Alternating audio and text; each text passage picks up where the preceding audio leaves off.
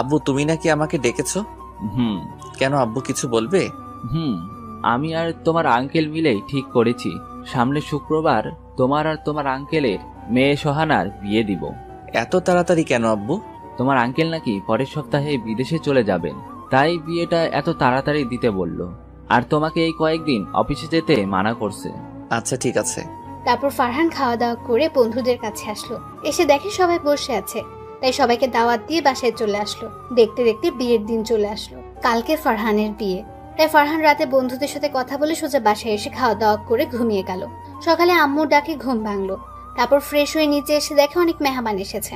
তারপর সেও খাওয়া দাওয়া করে রুমে এসে বসে রইলো। দুপুরে আব্বু রুমে আসলো এবং বিয়ের পাঞ্জাবি দিয়ে গেল এবং তাড়াতাড়ি রেডি হয়ে নিচে যেতে বললো। কিছুক্ষণ পর ফারহান রেডি হয়ে নিচে গেল। তারপর সবার সাথে আঙ্কেলদের বাসার দিকে রওনা দিল। প্রায় 40 মিনিট পর আঙ্কেলদের বাসায় পৌঁছে গেল। এখন ফারহান একা একা বসে আছে আর ওর সব হারামি বন্ধুগুলো চলে গেছে মেয়ে পটাতে। অনেকক্ষণ পরে কাজে এসে বিয়ে পড়িয়ে গেল। এখন ওদের বউ নিয়ে বাড়ি ফেরার পালা। সোহানাকে বিদায় দেওয়ার সময় আঙ্কেল অনেক কান্না করেছিল আর সোহানাও অনেক কান্না করেছে। তারপর সোহানাকে নিয়ে গাড়িতে এসে বসলো। বাসায় ফেরার পথে সোহানার আর ফারহানের মধ্যে কোনো কথা হয়নি। বাসায় এসে পড়েছে। বাসায় আসার পরে সোহানাকে ওর রুমে নিয়ে যাওয়া হলো আর ফারহান চলে গেল ছাদে বন্ধুদের কাছে। বন্ধুদের সাথে কথা বলতে বলতে প্রায় 12টা বেজে গেল। একটু পরে আব্বু কল দিল। কল ধরতেই, কোথায় তুমি? এই তো ছাদে। তাড়াতাড়ি নিজের রুমে যাও। তারপর ফারহান ওর রুমের দরজার সামনে চলে আসলো, কিন্তু ভেতরে যেতে অনেক ভয় করছে। অবশেষে সব ভয় কাটিয়ে নিজের রুমে প্রবেশ করলো। বাসঘরে ঢুকতেই বউ বলল, দেখুন আপনি আমার কাছে আসবেন না। আমি আপনাকে স্বামী হিসেবে মানতে পারবো না, আর আমি আপনাকে স্বামীর অধিকারও দিতে পারবো না। সোহানার মুখে এমন কথা শুনে ফারহান পুরাই অবাক হয়ে গেল।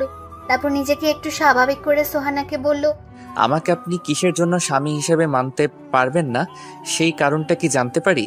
আসলে আমি নীল নামের একটা ছেলেকে অনেক ভালোবাসি। তাহলে আমাকে বিয়ে করলেন কেন? বাবার ভয়ে আমি আপনাকে বিয়ে করেছি। আমাকে বিয়ে না করে ছেলেটার সাথে পালিয়ে যাইতেন। আসলে তার বাবার ব্যবসার জন্য নীল এখন দেশের বাইরে আছে, তাই পালিয়ে যেতে পারিনি। আর বাবার কাছে শুনেছি আপনি অনেক ভালো, তাই ভাবলাম আপনাকে বোঝালে আপনি নিশ্চয়ই বুঝতে পারবেন, তাই আমি আপনাকে বিয়ে করতে রাজি হয়েছি। আপনি কি আপনার আর নীলের সম্পর্কের কথা আঙ্কেলকে বলছেন? না। না বলে কেন আমাকে বিয়ে করলেন? জানেন আপনার আর আমার আব্বু সেই ছোটবেলার বন্ধু। এখন যদি তারা এইসব কথা জানতে পারে তাহলে কতটা কষ্ট পাবে বুঝতে পারছেন? কথা বলছেন না কেন? সোহানাকে কিছু না বলে কান্না করে দিল। আমি এত কিছু বুঝি না, আমি শুধু নীলকে চাই। আর যদি আমি নীলকে না পাই তাহলে এই ছুরি দিয়ে নিজেকে শেষ করে ফেলবো। আপনাকে কিছুই করতে হবে না। আপনি আপনার নীলের কাছে যেতে পারবেন, কিন্তু একটা শর্ত আছে। বলেন কি শর্ত? আমি নীলের জন্য সব শর্ত মানতে রাজি আছি। শর্তটা হলো আমাদের মাঝে যে কোনো সম্পর্ক নেই সেটা কাউকে বুঝতে দিতে পারবেন না। যতদিন এই বাড়িতে থাকবেন ততদিন আমার মা বাবাকে আপনার মা বাবা মনে করে সেবা যত্ন করতে হবে। আপনি কি আমার শর্ত মানতে পারবেন? পারবো। আচ্ছা নীল কতদিন পরে দেশে আসবে? 7 মাস। ও এখন ঘুমান তাহলে। আচ্ছা। তারপর ফারহান বিছনা থেকে একটা বালিশ আর একটা চাদর নিয়ে সোফায় গিয়ে শুয়ে পড়লো আর সোহানা খাটে গিয়ে শুয়ে পড়লো। ফারহান সোফাতে শুয়ে শুয়ে ভাবতে লাগলো, জীবনে কোনো মেয়ের সাথে প্রেম করলাম না, শুধু বিয়ের পরে বউয়ের সাথে প্রেম করব বলে, নিজের সবটুকু দিয়ে বউকে ভালোবাসবো বলে, আর সেই বউ কিনা আমাকে স্বামী হিসেবে মানে না। হায় রে কপাল। এগুলো ভাবতেই চোখ দিয়ে 2 ফোঁটা কষ্টের অশ্রু চোখের একটা কোণা দিয়ে বাহির হয়ে গেল। ফারহান চোখের জলগুলো মুছে ঘুমানোর চেষ্টা করতে থাকলো, কিন্তু কিছুতেই চোখে ঘুম আসছে না। শুধু বুকের বাম পাশে চিনচিনে ব্যথা করছে আর চোখ দিয়ে নোনা পানি পড়ছে। চোখের পানি মুছতে মুছতে কখন যে ঘুমিয়ে গেছে মনে নেই। ফজরের আজানের সময় ফারহানের ঘুমটা ভেঙে গেল। ফ্রেশ হয়ে অজু করে চলে গেল নামাজ পড়তে। তারপর মসজিদে গিয়ে নামাজ পড়ে চলে আসলো বাসাতে। বাসায় আসার পরে চলে আসলো নিজের রুমে গিয়ে দেখে সোহানা ঘুম থেকে উঠে কার সাথে যেন হেসে হেসে কথা বলছে। ফারহান সেদিকে খেয়াল না করে চলে গেল ছাদে বসে আছে। এমন সময় সোহানা ওর কাছে আসলো আর পাশে দাঁড়ালো। ফারহান সোহানাকে দেখে বলল, কি সোহানা কিছু বলবেন? কি বলবেন বলেন। আসলে ফারহান আপনি কিছু মনে করবেন না আমার কথাতে। আরে বলেন তো, আমি কিছু মনে করব না। প্লিজ আপনি যত তাড়াতাড়ি পারেন আমার আর আপনার ডিভোর্সের ব্যবস্থা করুন প্লিজ। সোহানার মুখে কথাটা শোনার পরে অনেক কষ্ট পেল ফারহান। আসলে ফারহান নিজের জন্য কষ্ট পাচ্ছে না, ওর কষ্ট হচ্ছে ওর আব্বু আম্মুর কথা ভেবে। তারা যদি জানতে পারে যে তার ছেলের বউ বিয়ের একদিন পরেই ডিভোর্স চেয়েছে তাহলে তারা কতটা কষ্ট পাবে। নিজেকে তারা অনেক বড় অপরাধী মনে করবে, কারণ তাদের কারণে ফারহান এই বিয়েটা করেছে। এগুলো ভাবতে চোখ দিয়ে কয়েক ফোঁটা জল মাটিতে গড়িয়ে পড়লো। ফারহান তাড়াতাড়ি চোখের জল মুছে বলল, এখন আমি আপনাকে ডিভোর্স দিতে পারবো না। কথাটা বলার সাথে সাথে ঠাস ঠাস করে সোহানা ফারহানকে দুটো থাপ্পড় দিল। ফারহান গালে হাত দিয়ে বসে পড়ল। থাপ্পড় দুটো এত জোরে লেগেছে যে ঠোঁট কেটে রক্ত বের হয়ে গেছে। ফারহান থাপ্পড় খেয়ে বসে আছে। তখন সোহানা বলল, ছোট লোকের বাচ্চা, তোর সাহস কত বড়! তুই আমার মুখের উপরে কথা বলিস। তোকে একটা ভালো মানুষ মনে করেছি, কিন্তু আমার জানা ছিল না যে কোনো ছোট লোক কখনো ভালো মানতে পারে না। আর তুই আজকের পরে আমার ধারে কাছেও আসবি না। আর যত তাড়াতাড়ি পারিস আমাকে কথা যেন মনে থাকে। এই কথাগুলো বলে সোহানা নিচে চলে গেল। আর ফারহান সেখানে বসে রইল আর কিছুক্ষণ আগে ঘটে যাওয়া ঘটনাগুলো ভাবতে থাকলো। সোহানার বলা কথাগুলো ভাবতে চোখে পানি চলে আসলো। অনেকক্ষণ ছাদের একটা কোণাতে বসে কান্না করলো। তারপর নিজের রুমে এসে চলে গেল ওয়াশরুমে। অনেকক্ষণ ওয়াশরুমের ভেতরে গিয়েও কান্না করলো। তারপর চোখ মুখে পানি দিয়ে বাইরে চলে আসলো। এসে সোফাতে বসে আছে। তখনই আম্মু আসলো খাবার খাওয়ার জন্য ডাকতে। ফারহান আম্মুকে বলল, আসছি, তুমি যাও। তারপর আম্মু চলে গেল। বারান্দাতে সোহানার কার সাথে যেন অনেকক্ষণ হেসে হেসে ফোনে কথা বলছে। ফারহান গিয়ে সোহানাকে ডাক দিয়ে বলল, সোহানা আম্মু আপনাকে আর আমাকে খাবার খাওয়ার জন্য নিচে ডেকেছে। তুই যা, আমি পরে খাবো। দুজনকে একসাথে যেতে বলছে। আমি এখন নীলের সাথে কথা বলতেছি, এখন যেতে পারবো না। তুই যা। পরে কথা বললেন, এখন চলেন। তোকে যেতে বলছি না? আমাকে এত ডাকতেছিস কেন? দেখছিস না আমি নীলের সাথে কথা বলতেছি? ঠাস ঠাস করে চল লাগালো। ফারহান গালে হাত দিয়ে চুপ করে দাঁড়িয়ে থাকলো। কিরে, এখনো এখানে দাঁড়িয়ে আছিস কেন? যা, আমি সাথে কথা বলে একটু পরে আসছি। তারপর ফারহান কিছু না বলে মাথাটা নিচু করে নিচে চলে আসলো। নিচে আসতে আম্মু বলল, কিরে ফারহান, বৌমা কোথায়? আসলে আম্মু, সোহানার নাকি শরীরটা ভালো লাগতেছে না, তাই শুয়ে আছে। আর আমাকে বলছে আমি খেয়ে যেন ওর জন্য খাবার নিয়ে যাই। ও, তারপর ফারহান খেতে থাকে। খাওয়া দাওয়া শেষ করে সোহানের জন্য খাবার নিয়ে রুমে আসলো। এসে দেখে এখন ওর নীলের সাথে ফোনে কথা বলছে। তারপর ফারহান সোহানের কাছে গিয়ে বলল, আম্মু আপনার জন্য খাবার পাঠিয়েছে, খাবারগুলো খেয়ে নিন। সোহানাই ফারহানের কথা শুনে পেছন ঘুরে তাকালো। তাকিয়ে দেখে ফারহান দাঁড়িয়ে আছে। তখন সে ফোনটা কেটে দিয়ে খাবার খাওয়ার জন্য চলে গেল। আর ফারহান চলে গেল ছাদে। ছাদে বসে থাকতে থাকতে প্রায় 12টা বেজে গেল। ফারহান এখনো ছাদে দাঁড়িয়ে আছে। হঠাৎ কারো পায়ের শব্দের আওয়াজ শুনে পেছনে তাকালো। তাকিয়ে দেখে সোহানা দাঁড়িয়ে আছে। ফারহান সোহানাকে বলল, কিছু বলবেন? শোন, আমার বাসা থেকে মানুষ এসেছে, আমাকে আর তোকে নিতে চায়। তোকে আম্মু নিচে ডাকছে। ও আচ্ছা, আপনি যান, আমি আসছি। তারপর সোহানা চলে গেল। একটু পরে ফারহানও নিচে চলে আসলো। নিচে আসতে আম্মু বলল, ফারহান তাড়াতাড়ি তৈরি হয়ে নাও। কেন আম্মু, কোথায় যাব? সোহানাদের বাড়ি থেকে লোক এসেছে তোমাকে আর সোহানাকে নিতে। আমি না গেলে হয় না? এটা বিয়ের নিয়ম। বিয়ের পরের দিন বউয়ের সাথে বউয়ের বাপের বাড়ি যেতে হয়। তাই তুমি আর কোনো কথা না বলে তাড়াতাড়ি তৈরি হয়ে নিচে আসো। ফারহান আর কিছু বলল না। জানে এখন আম্মুকে বললেও লাভ হবে না, সে যেতেই হবে। তাই আর কথা না বাড়িয়ে চলে আসলো নিজের রুমে। এসে গোসল করে একটা নীল কালার পাঞ্জাবি পরলো। তারপর রেডি হয়ে নিচে আসলো। নিচে এসে বসে আছে, কিন্তু সোহানার আসার কোনো নাম নেই। প্রায় 1 ঘন্টা পর দেখলো সোহানা আসছে। সোহানাকে দেখতে পুরো একটা নীল পরীর মতো লাগছে। নীল শাড়ি, নীল চুড়ি, ঠোঁটে হালকা লিপস, চোখে গাঢ় কাজল, চুলের খোপাতে একটা লাল গোলাপ। এক কথা বলতে গেলে পুরাই একটা পরী। ফারহান সোহানার দিকে একধানে তাকিয়ে আছে। হঠাৎ সোহানার বলা কথাগুলো মনে পড়তে চোখ নামিয়ে নিল আর মনটাও খারাপ হয়ে গেল। তারপর সোহানার বাড়ির লোকের সাথে সোহানাদের বাড়িতে আসলো। বাড়িতে আসার পরে সোহানায় ফারহানকে রেখে বাড়ির ভেতরে চলে গেল। আর তার বাড়ির সকলে ফারহানকে বরণ করে সব নিয়ম কানুন শেষ করে বাড়ির ভেতরে নিয়ে গেল। তারপর সোহানার কিছু কাজিন ফারহানকে একটা রুমে নিয়ে গেল এবং সেখানে রেখে সবাই চলে গেল। রুমটা দেখে বুঝতে পারলো এটা সোহানার রুম। ফারহান চুপ করে সোফায় বসে আছে। এমন সময় আঙ্কেল আসলো রুমে। আসসালামু আলাইকুম আঙ্কেল। ওয়ালাইকুম আসসালাম। কেমন আছেন আঙ্কেল? ভালো বাবা, তুমি কেমন আছো? ভালো। তোমার আব্বু আম্মু কেমন আছে বাবা? তারা ভালো আছে। যে জন্য এসেছি, তুমি আর সোহানা তাড়াতাড়ি নিচে খেতে এসো বাবা। আচ্ছা আঙ্কেল, আমি সোহানাকে নিয়ে আসছি, আপনি যান। তারপর আঙ্কেল নিচে চলে গেল। একটু পরে সোহানায় বারান্দা থেকে আসলো। ফারহান বলল, আঙ্কেল খাবার খাওয়ার জন্য নিচে ডেকেছেন? চল। তারপর নিচে চলে আসলো খাবার খাওয়ার জন্য। অনেক রকমের খাবার দিয়ে টেবিলটা সাজিয়েছে আর অনেক দামি দামি খাবার রান্না করেছে, যা ফারহান জীবনের চোখেও দেখেন। সবাই অনেক জোরাজোরি করে অনেক খাবার খাওয়ালো। খাবার টেবিলে সোহানার সাথে কোনো কথা হলো না। তারপর ফারহানও খেয়ে রুমে চলে আসলো। একটু পরে সোহানায় আসলো। এসেই শুরু হয়ে গেল নীলের সাথে কথা বলা। অনেকক্ষণ কথা বলে সোহানা ফারহানের কাছে আসলো। সোহানা কাছে এসে বলল, ওই শোন, জি বলেন। কালকে বিকেলে তোদের বাসায় যাওয়ার সময় একটা জায়গায় যাব। কোথায় যাবেন? উকিলের কাছে। উকিলের কাছে যাবেন কেন? তোর আর আমার ডিভোর্সের জন্য। ফারহান আর কিছু বলল না, শুধু মাথাটা ঝুলিয়ে হ্যাঁ বলে দিল। তারপর সোহানা আবার চলে গেল নীলের সাথে কথা বলতে, আর ফারহান চলে আসলো ছাদে। ছাদে এসে দেখে আকাশে আজকে চাঁদ উঠেছে। ফারহান ছাদের একটা কোণাতে গিয়ে আকাশের দিকে তাকিয়ে রইল। আজকে আকাশে অনেক তারা উঠেছে, আর হাজার তারার মাঝে একটা চাঁদ পুরো আকাশটাকে আলো দিয়ে আলোকিত করে রেখেছে। ফারহান আকাশের দিকে তাকিয়ে সোহানার বলা কথাগুলো ভাবতে লাগলো। ভাবছে, আমি কি এতই খারাপ যে আমাকে স্বামী হিসেবে মানা যায় না?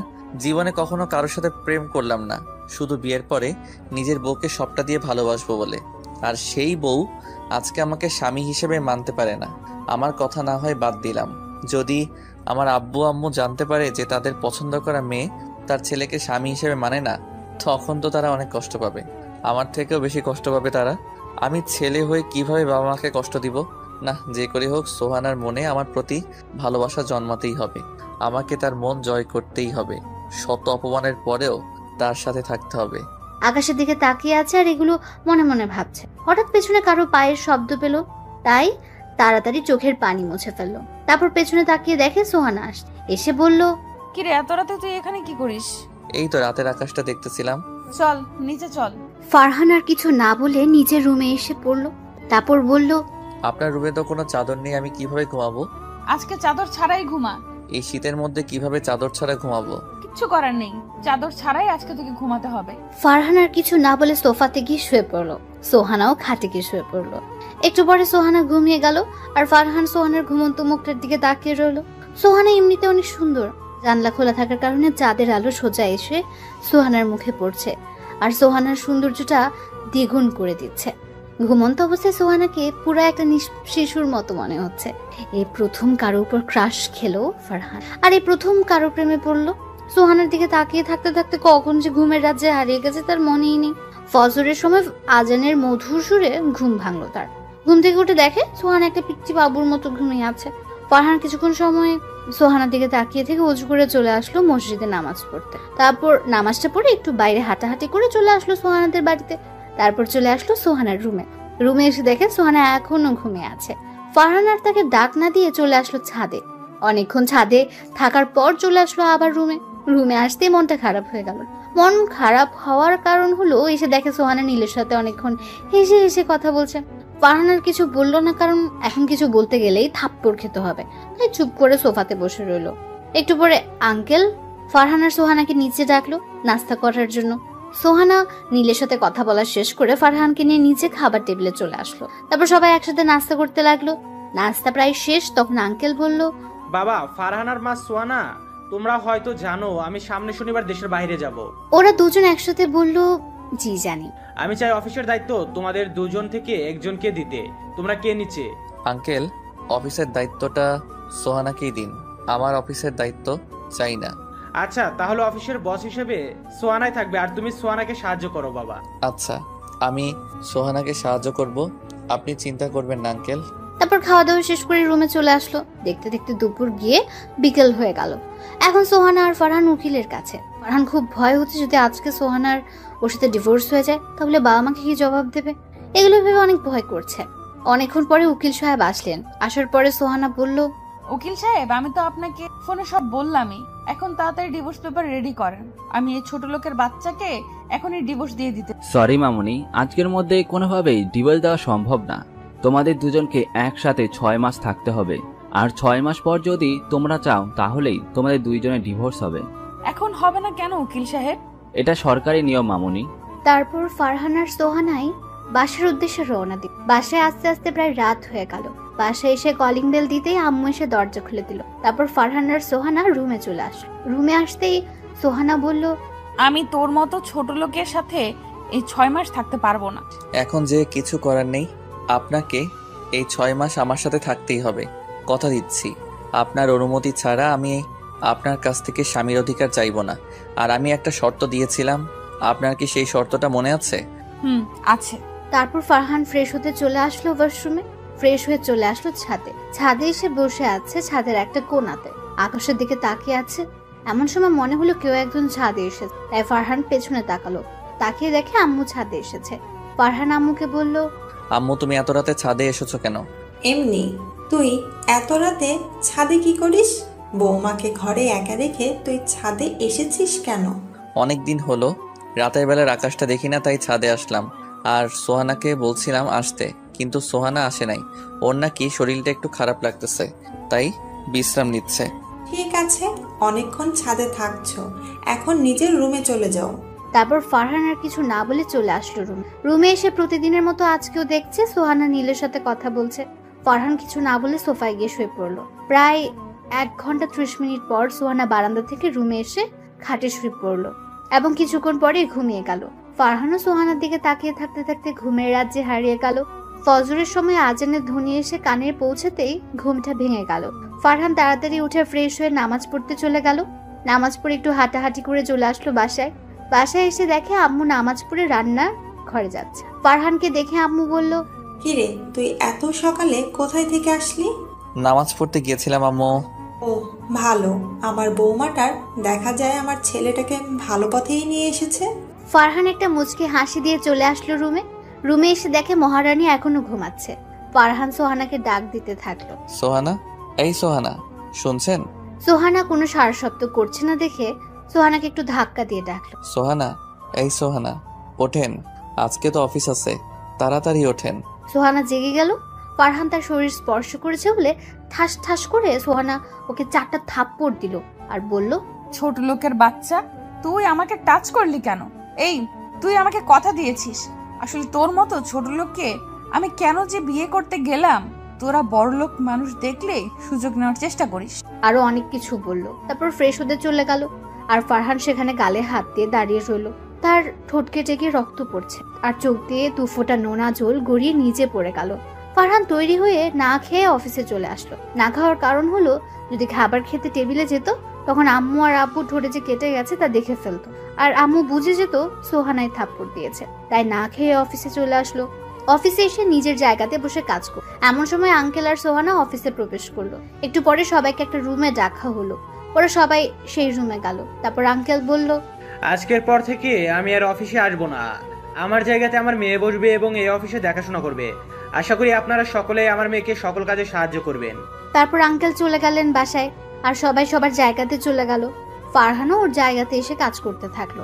এমন সময় পিয়ন এসে বলল, স্যার, আপনাকে একটু ম্যাডাম ডেকেছে। তারপর ফারহান বসের রুমের সামনে গিয়ে বলল, ম্যাম, আসবো? আসেন। ম্যাম, আমাকে আপনি ডেকেছেন? এখানে এই ফাইলগুলো আছে, আজকের মধ্যে কমপ্লিট করে জমা দিবেন। অনেকগুলো ফাইল ওর দিকে এগিয়ে দিয়ে। ম্যাডাম, আজকের মধ্যে এতগুলো ফাইল কমপ্লিট করা তো সম্ভব না। সম্ভব না কেন? আজকের মধ্যে বলেছি তো, আজকের মধ্যে এই ফাইলগুলো কমপ্লিট করে দিবেন। যতক্ষণ ফাইল কমপ্লিট না হয় ততক্ষণ আপনার ছুটি নেই। ফারহান আর কিছু বলল না, ফাইলগুলো নিয়ে চলে আসলো নিজের জায়গায়। তারপর কাজ করতে থাকলো। কাজ করতে করতে দুপুর হয়ে গেল। সবাই দুপুরের খাবার খাওয়ার জন্য গেল, কিন্তু ফারহান গেল না, কাজ করতে থাকলো। কাজ শেষ করতে করতে রাত 9টা বেজে গেল। সবাই চলে গেছে, শুধু ফারহান, পিয়ন আর সোহানাকে ছাড়া। ফারহান ফাইলগুলো জমা দিয়ে যখন আসতে যাবে তখন পিয়ন বলল, স্যার, আপনাকে একটু ম্যাডাম ডেকেছে। ফারহান তাড়াতাড়ি ম্যাডামের রুমে গেল, গিয়ে বলল, ম্যাডাম, আসবো? আসেন। জি ম্যাডাম, বলুন, কেন ডেকেছেন? ফাইলগুলো কমপ্লিট হয়েছে?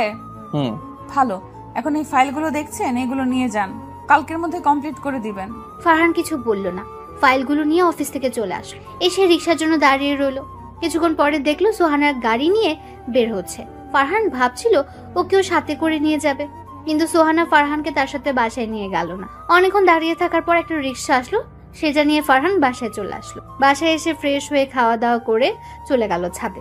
অনেকক্ষণ আকাশের দিকে তাকিয়ে থেকে চলে আসলো রুমে এসে দেখলো সোহানা নীলের সাথে অনেক হাসাহাসি করে বারান্দায় বসে ফোনে কথা বল। ফারহান আর সেদিকে খেয়াল না করে ফাইলগুলো নিয়ে বসলো। একটু পরে সোহানা এসে শুয়ে পড়লো আর ফারহান ফাইলগুলো কমপ্লিট করতে থাকলো। ফাইল দেখতে দেখতে প্রায় রাত 2টা বেজে গেছে। একটু পরে সবগুলো ফাইল কমপ্লিট করা হলো। ফারহান আর ঘুমালো না, চলে গেল ছাদে 1 কাপ কফি নিয়ে। ছাদের একটা কোণায় বসে কফি খাচ্ছে আর আকাশের 4টার দিকে তাকিয়ে আছে আর ভাবছে, আজকে যদি সোহানাই আমাকে স্বামী হিসেবে মানতো, তাহলে এখন সোহানার কোলে মাথা দিয়ে আকাশের 4টা দেখা হতো। আমার সাথে কেন এমন হলো? কি দোষ করছিলাম আমি? কারো ক্ষতিও তো কখনো করি নাই, তাহলে কেন আমার সাথে এমন হলো? আমি কি এতই খারাপ যে আমাকে স্বামী হিসেবে মানাই যায় না? সোহানাই আমার সাথে এমন কেন করে? আমি তো তার কাছ থেকে স্বামীর অধিকারও চাই নাই, তাহলে কেন এমন করে? এগুলো ভাবতে ভাবতে চোখ দিয়ে কয়েক ফোঁটা অশ্রু গড়িয়ে মাটিতে পড়লো। আর অনেক কিছু ভাবতে ভাবতে কখন যে ছাদে ঘুমিয়ে গিয়েছে মনে নেই। সকালবেলা আশেপাশে পাখির আওয়াজে ঘুমটা ভেঙে গেল। চারপাশে তাকিয়ে দেখে ছাদের একটা কোণায় ঘুমিয়েছিল। তারপর নিচে চলে আসলো, এসে ফ্রেশ হয়ে নাস্তা করে অফিসের জন্য রেডি হলো। তারপর ফাইলগুলো নিয়ে চলে আসলো অফিসে এসে দেখে 10 মিনিট লেট হয়ে গেছে। ফারহান ওর জায়গাতে বসতে পিয়ন বলল সোহানা নাকি ডেকেছে। ফারহান ফাইলগুলো নিয়ে সোহানার রুমে গিয়ে বলল, ম্যাডাম আসবো? আসেন, বসেন। ম্যাডাম ডেকেছেন আমাকে? অফিসে লেট করে আসলেন কেন? আসলে ম্যাডাম, কালকে রাতে ফাইলগুলো দেখতে দেখতে অনেক রাত হয়ে যায়, তাই আসলে আসতে একটু লেট হলো। ফাইলগুলো দেখি। ফারহান ফাইলগুলো সোহানার কাছে দিল। সোহানা ফাইলগুলো দেখার পর ওর মুখের মধ্যে ছুঁড়ে মারলো আর বলল, কি দেখেছেন ফাইলের মধ্যে? এত ভুল কেন? ম্যাডাম, আপনার মনে হয় দেখতে একটু ভুল হয়েছে, একটু ভালো করে দেখুন। তো সাহস কি করে হয় অফিসের সামান্য একটা কর্মচারী হয়ে আমার মুখের উপরে কথা বলিস? সরি ম্যাডাম, আর হবে না। তারপর ফাইলগুলো নিয়ে সেখান থেকে নিজের জায়গাতে চলে আসলো। এসে মাথাটা টেবিলের নিচে দিয়ে অনেকক্ষণ কান্না করলো। তারপর আবার ফাইলগুলো দেখতে লাগলো। ফাইলগুলো দেখার সময় দেখলো সামান্য কিছু ভুল আছে, যা না ধরলেও চলে। আর এই সামান্য ভুলের জন্য সোহানা এমন ভাবে মারলো, ভাবতেই চোখ দিয়ে পানি চলে আসলো। তারপর চোখের পানি মুছে পিয়নকে দিয়ে ফাইলগুলো সোহানার রুমে পাঠিয়ে দিল। তারপর কাজ করতে থাকলো। শরীরটা ভালো লাগছে না বলে দুপুরে সোহানার রুমে গেল, গিয়ে বলল, ম্যাডাম আসতে পারি? জি আসুন। ফারহান ভেতরে যাওয়ার পর বলল, কিছু বলবেন? ম্যাডাম, আমার শরীরটা অনেক খারাপ লাগতেছে, আমাকে কি আজকের জন্য ছুটি দেওয়া যাবে? সকালবেলা এমনিতেই আসছেন লেট করে, এখন আবার ছুটি চাচ্ছেন? অফিস থেকে কি পেয়েছেন? কোনো ছুটি নেই, যান গিয়ে কাজ করুন। ফারহান আর কিছু বলল না, চলে আসলো নিজের জায়গাতে। এসে ভাল লাগছে না বলে মাথা নিচু করে বসে আছে। এমন সময় কে যেন বললো, অফিসে আসছেন কি ঘুমানোর জন্য? এমন কথা শুনে মাথাটা উঠিয়ে সামনে তাকিয়ে দেখে সোহানা দাঁড়িয়ে আছে। ফারহান সোহানাকে দেখে মাথাটা নিচু করে দাঁড়িয়ে গেল। আর সোহানা বলল, আপনাকে কি অফিস থেকে বেতন দেওয়া হয় অফিসে এসে ঘুমানোর জন্য নাকি কাজ করার জন্য? সরি ম্যাডাম, আর হবে না। আর যদি এমন হয় তাহলে আমি আপনাকে চাকরি থেকে বাহির করে দিতে বাধ্য হব। সোহানার কথাটা শুনে অনেক খারাপ লাগলো। আর সোহানা তো জানে যে তার শরীর খারাপ, তারপরে এমন করছে কেন? অনেক চেষ্টা করলো কাজে মন দেওয়ার, কিন্তু কাজে মন দিতে পারলো না। দেখতে দেখতে অফিস ছুটি হয়ে গেল। ফারহান চলে আসলো বাড়িতে এসে সোজা নিজের রুমে চলে গেল, গিয়ে শুয়ে পড়লো। আর একটু পরে ঘুমিয়ে গেল। হঠাৎ ঘুম ভেঙে গেল আর শরীরে অনেক জ্বর অনুভব করলো, মাথা অনেক ব্যথা অনুভব করলো। অনেক কষ্টে একটা পাতলা চাদর নিয়ে সোফায় গিয়ে শুয়ে পড়লো। অনেক শীত লাগছে। এই পাতলা চাদরটা শরীরকে গরম করতে পারছে না, কি করবে কিছুই বুঝতে পারছে না। অনেক জ্বর চলে এসেছে শরীরে, এত জ্বর এসেছে যে উঠে দাঁড়ানোর শক্তিটাও পাচ্ছে। অনেক কষ্টে সোহানার দিকে মাথাটা ঘুরে দেখলো সোহানা নীলের সাথে কথা বলা নিয়ে ব্যস্ত। ফারহান যে এখানে জ্বরে মরে যাচ্ছে সেই দিকে তার কোনো খেয়ালই নেই। আর খেয়াল থাকবেই বা কি করে? আমি ওর কে যে আমার দিকে খেয়াল রাখবে? আমি মরে গেলেই তো সোহানার পথের কাঁটাটা সরে যাবে, মরে গেলেই তো নীলের সাথে গিয়ে বিয়ে করে ফেলতে পারবে। সোহানার দিকে তাকিয়ে এগুলো ভাবতে থাকলো আর জ্বর বাড়তেই থাকলো। ফারহান জ্বরে কাঁপতে থাকলো আর সহ্য করতে না পেরে অনেক কষ্টে সোহানাকে ডাক দিল। সোহানা ওর কাছে আসলো আর ফারহান বলল, সোহানা, আমার খুব জ্বর এসেছে, তুমি কি আমাকে একটু বাটি দিয়ে একটু পানি দিতে পারবে? সোহানা ওর কথা শুনে ছোট একটা বাটি দিয়ে একটু পানি দিল। তারপর আবার চলে গেল নীলের সাথে কথা বলতে। আর ফারহান তার পকেট থেকে রুমালটা বের করে সেটা ভিজে নিজে নিজে মাথায় দিতে লাগলো। অনেকক্ষণ দেওয়ার পর জ্বর একটু কমলো, কিন্তু শুতে কাঁপুনিটা কমলো না। ফারহান শীতে কাঁপছে আর সোহানা নীলের সাথে কথা বলছে। এটা দেখে অনেক কষ্ট হলো তার। যদি আজ সোহানাই আমাকে স্বামী হিসেবে মানতো তাহলে হয়তো শীতের মধ্যে এত কষ্ট আমাকে করতে হতো না। যদি সে আমার স্ত্রী হতো তাহলে এখন আমার সেবা করত, পর পুরুষের সাথে ফোনে কথা বলতো না। আজ গরিব বলে সোহানাই আমাকে স্বামী হিসেবে মানতে পারছে না।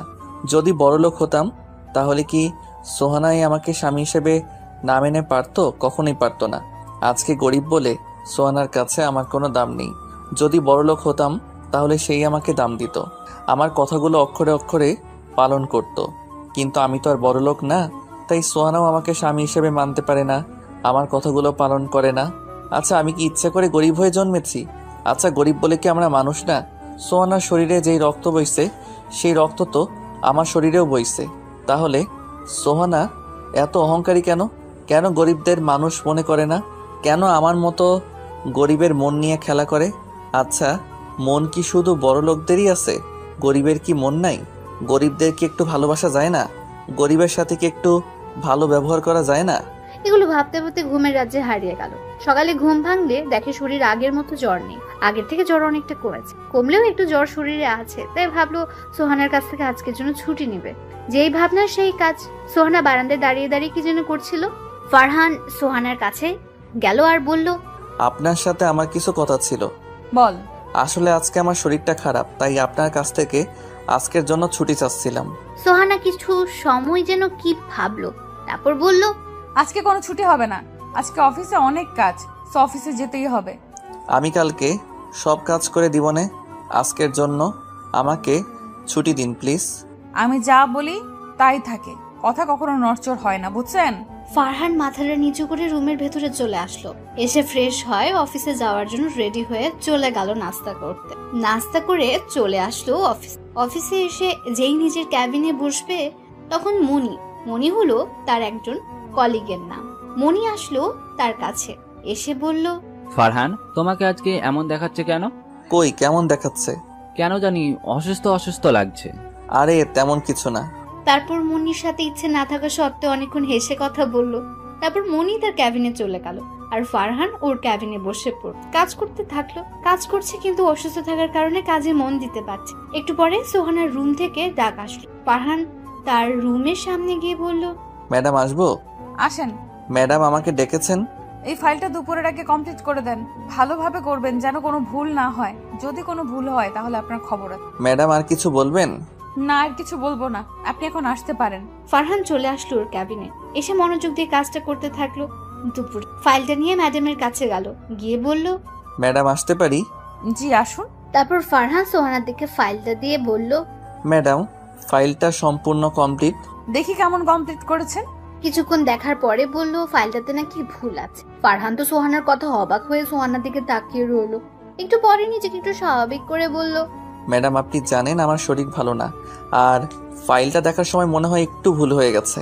আমি তো অসুস্থ, আবার ঠিক করতে গিয়ে যদি ভুল করে ফেলি, তাই বলি কি আপনি ফাইলটা ঠিক করে ফেলুন। তো সাহস কত বড়, তুই আমাকে ফাইল ঠিক করতে বলিস? আমি যদি ফাইল ঠিক করি তাহলে তোর মতো ছোট লোককে কেন রেখেছি আমার অফিসে? কেন তোকে মাস শেষে বেতন দিচ্ছি? যা গিয়ে ফাইল ঠিক কর। সোহানার কথা শুনে অনেক রাগ উঠে গেল। মনটা চাইছিল সোহানাকে ঠাটিয়ে দুটো চর মেরে বলতে, তোর অফিসে আর কাজই করবো না, কিন্তু কিছু বলতে পারলো না। যদি কিছু বলে তাহলে চাকরি থেকে বের করে দেবে, আর চাকরি না করলে যে সংসারও চলবে না, চাকরি না করলে যে বাবা মায়ের মুখে 2 মুঠো ভাত তুলে দিতে পারবে না। তাই নিজের রাগটাকে মাটি করে মাথাটা নিচু করে ফাইলটা নিয়ে চলে আসলো নিজের ক্যাবিনে এসে ভালো করে ফাইলটা দেখতে লাগলো। অনেকক্ষণ দেখার পরে ছোট একটা ভুল পেল, যেটা ধরলেও চলে আবার না ধরলেও চলে। এই সামান্য ভুল থাকতেই পারে, তাই বলে এমন করবে? তারপর ভুলটা ঠিক করে আবার সোহানার রুমে গেল, গিয়ে বলল, ম্যাডাম আসবো? জি আসেন। এই যে ম্যাডাম ফাইলটা এখানে রাখুন আর এই ফাইলগুলো নিয়ে যান, কালকের মধ্যে সব কমপ্লিট করে দিবেন, আর কোনো ভুল যেন না হয়। ম্যাডাম একদিনের মধ্যে এতগুলো ফাইল আমার পক্ষে কমপ্লিট করা সম্ভব না। এই কয়েকটা ফাইল একদিনে কমপ্লিট করতে পারবেন না? তাহলে কিসের জন্য অফিসে আসেন? আবার আব্বু বলতো আপনি নাকি অফিসের সবচেয়ে কাজে ভালো কর্মচারী। ফারহান কিছু না বলে ফাইলগুলো নিয়ে সোহানার ক্যাবিন থেকে নিজের ক্যাবিনে চলে আসলো আর ফাইলগুলো কমপ্লিট করতে লাগলো। ফাইল দেখতে দেখতে প্রায় রাত 9টা বেজে গেল আর মাত্র 3টা ফাইল আছে। সে 3টা ফাইল নিয়ে অফিস থেকে বাড়ির উদ্দেশ্যে বের হলো। অনেকক্ষণ যাবত দাঁড়িয়ে আছে কিন্তু কোনো কিছুই পাচ্ছে না, তাই হাঁটা শুরু করে দিল। একটু হাঁটার পরে শরীরটা অনেক খারাপ লাগছিল, তাই একটা দোকানে গিয়ে বসলো। দোকানে বসার কিছুক্ষণ পরে একটা গাড়ি এসে দোকানের সামনে দাঁড়ালো। গাড়ি থেকে একটা মেয়ে বের হয়ে আসলো। মেয়েটাকে অনেক চেনা চেনা লাগছিল, কোথায় যেন দেখেছে মনে হচ্ছে। ফারহান মেয়েটার দিকে তাকিয়ে সব ভাবছে আর মেয়েটা তার সামনে এসে ডাকছে, তুই ফারহান না? কিন্তু আপনি কে? আরে আমি মেঘলা, আমাকে তুই চিনতে পারতেছিস না? ও তুই? সরি রে, তোকে চিনতে পারি নাই। It's okay. তা কেমন আছিস? ভালো না রে, তুই? আমি ভালো আছি। আচ্ছা তুই ভালো নাই কেন? পরে এক সময় বলবো নে। তা এখানে কি করিস আর দেশে আসছিস কবে? কালকেই দেশে আসছি, আর তোকে দেখতে খুব ইচ্ছা করতেছিল, তাই তোদের বাড়ি চাইতেছিলাম। ও আমাকে তোর মনে আছে দেখছি। তোকে ভুলে যাব? এটা তুই ভাবলি কি করে? হারে মজা করলাম। তা তোর হাতে এগুলো কিসের ফাইল? আর বলিস না, এমন একটা অফিসে চাকরি করি যেখানে আমাকে চাকরের মতো খাটায়। দেখ এখনো 3টা ফাইল দিয়ে দিছে কমপ্লিট করতে, আবার যদি ফাইলের মধ্যে একটু ভুল হয় তাহলে অনেক অপমান সহ্য করতে হয়। তাহলে চাকরিটা ছেড়ে দিচ্ছিস না কেন? চাকরি ছেড়ে দিলে আমি আমার বাবা মায়ের মুখে দুমুঠো ভাত তুলে দিতে পারবো না রে, তাই এখনো চাকরিটা করতেছি। কিন্তু এখন অনেক খারাপ লাগে রে। তুই কালকেই এই চাকরি ছেড়ে দিবি? চাকরি ছেড়ে দিলে আমার বাবা ও মাই যে না খেয়ে মরে যাবে রে। কে বলছে না খেয়ে মরে যাবে? আমি তোকে নতুন চাকরি দিব আমার অফিসে, তাও আবার ম্যানেজার পদে। করুণা করছিস, আমার উপর দয়া দেখাচ্ছিস? কি বলছিস এসব ফারহান? শোন, তুই আমার বেস্ট ফ্রেন্ড। তোর বিপদের সময় যদি আমি তোকে সাহায্য না করি তাহলে কে করবে? আর তুই এটাকে করুণা বা দয়া কেন ভাবতেছিস? আমি তোকে আমার অফিসে ম্যানেজার পদটা উপহার হিসেবে দিলাম। চুপ। এখন চল, তোদের বাড়িতে যাব। আঙ্কেল আন্টিকে কতদিন ধরে দেখি না। চল চল তাহলে এই গরিবের বাড়িতে। তারপর রাত প্রায় 9:30টায় মেঘলাকে নিয়ে বাড়িতে ফারহান চলে গেল ওর রুমে এসে দেখলো সোহানা ফোনে কথা বলা নিয়ে ব্যস্ত। ফারহান কিছু না বলে ফ্রেশ হয়ে নিচে চলে আসে খাবার খাওয়ার জন্য। এসে দেখে মেঘলাকে আম্মু নিজের হাতে খাওয়াতে, আর মেঘলাও বাচ্চাদের মতো খাচ্ছে। তারপর ফারহান খাওয়া দাওয়া করে চলে আসলো ছাদে এসে একটা কোনায় গিয়ে বসে আছে। তখনই কেউ আসলো বলে মনে হলো, তাকিয়ে দেখলো মেঘলা এসেছে ছাদে। মেঘলা ছাদে এসে পাশে বসলো, মনে হচ্ছে মনটা খারাপ, তাই মেঘলাকে জিজ্ঞেস করলো, কিরে তোর মন খারাপ কেন? জানিস ফারহান, আজকে না তোর মাকে দেখে আমার মায়ের কথা অনেক মনে পড়ছে। তাহলে আন্টিকে কল দে। এই কথা বলতেই মেঘলা কেঁদে দিল আর একটু পরে বলল, ফারহান, আমার আম্মু আর বেঁচে নাই রে। গত মাসে আম্মু মারা গেছে। কথাটা বলেই মেঘলা কান্না শুরু করে দিল। আর ফারহান ওর কথা শুনে স্তব্ধ হয়ে গেল, মুখের ভাষা হারিয়ে ফেললো। কি বলবে কিছুই বুঝতে পারছে না। আর মেঘলার কথা শুনে নিজের কানকে বিশ্বাস করতে পারছে না যে আন্টি মারা গেছে। মেঘলার মুখ থেকে আন্টির মৃত্যুর খবরটা জানার পর চোখ দিয়ে এমনিতেই পানিটা, আর ভিতরে অনেক কষ্ট। তারপর মেঘলাকে নিয়ে ছাদ থেকে নেমে আসলো, মেঘলাকে ড্রয়িং রুমে দিয়ে চলে আসলো নিজের রুমে এসে দেখে সোহানা ঘুমিয়ে গেছে। ঘুমন্ত অবস্থায় সোহানাকে অসুন্দর আর মায়াবী লাগছে। সোহানার দিকে এক নজর তাকিয়ে আছে, তারপর ফাইলগুলো কমপ্লিট করে শুয়ে পড়লো। কখন যে ঘুমের রাজ্যে হারিয়ে গেছে মনে। পরের দিন সকালে পাখির ডাকে ঘুম ভাঙলো। তারপর ফারহান ফ্রেশ হয়ে নাস্তা করে ফাইলগুলো নিয়ে চলে আসলো অফিস। ফারহান আসার একটু পর সোহানা অফিসে আসলো। আসার পরে ফারহান ফাইলগুলো নিয়ে তার রুমে গেল, গিয়ে বলল, ম্যাডাম আসবো? আসেন। এই যে ম্যাডাম ফাইলগুলো দেন।